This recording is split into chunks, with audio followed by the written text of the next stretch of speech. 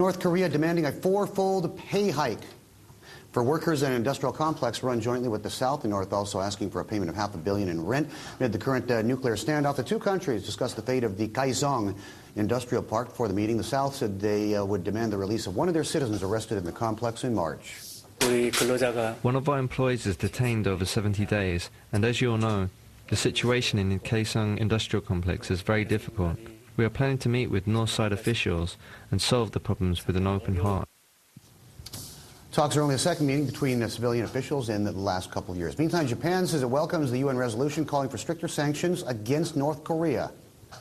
The resolution includes an embargo on military weapons, finance and cargo, as well as onboard inspections. So once a resolution is imposed, I expect it to be effective.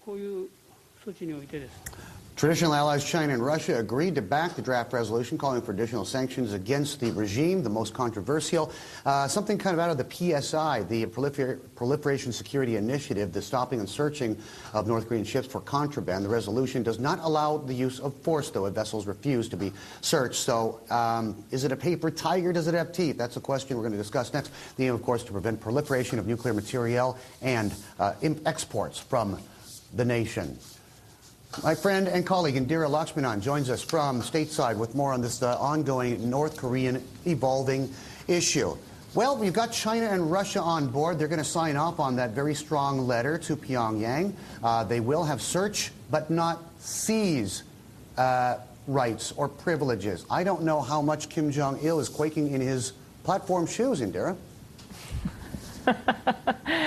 Well, Bernie, it seems that the United States is really trumping this as a wonderful resolution that they've been able to achieve, because there was a lot of concern in the past about Russia and China's willingness to go along with UN Security Council resolutions that the U.S. had backed, trying to get the strongest possible measures against North Korea that they could. And as you referred to, on Friday, the UN Security Council is expected to vote on this resolution, and the expectation is that it will pass. Now, just today on Capitol Hill, the U.S. Special Representative for North Korea Policy, Stephen Bosworth, was testifying before a Senate panel, and he said that he expects that this measure will have teeth because he thinks it's going to be enforced in a way that previous UN Security Council resolutions were not enforced. So he talked very specifically about how there's been great cooperation between the U.S. and China, and a lot of commitments made to enforcing these measures in ways that previous ones were not.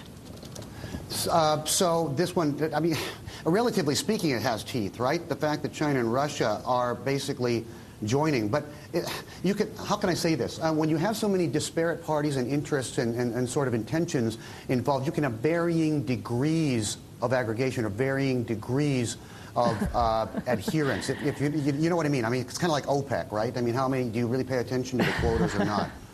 Are they reluctant signatories?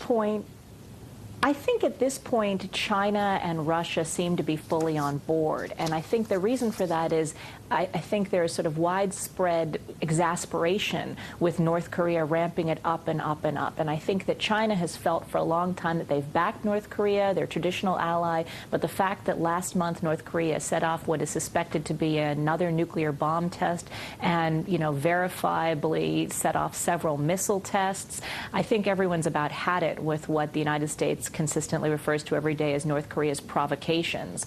So I think that China and Russia, despite being traditional allies, are pretty much at their wits' end with North Korea at this point, and they feel that North Korea has not been responding to pressure for negotiations. It was North Korea that walked away from the six-party talks that involve the U.S., North Korea, South Korea, China, Japan, and Russia. And so there's a lot of concern about what can be done by the international community to get North Korea back on board. Now, what was interesting that Stephen Bosworth, the special envoy, said today was that even if North Korea doesn't react properly, doesn't get back to talks, that the U.S. is willing to take whatever steps are necessary to protect U.S. national security.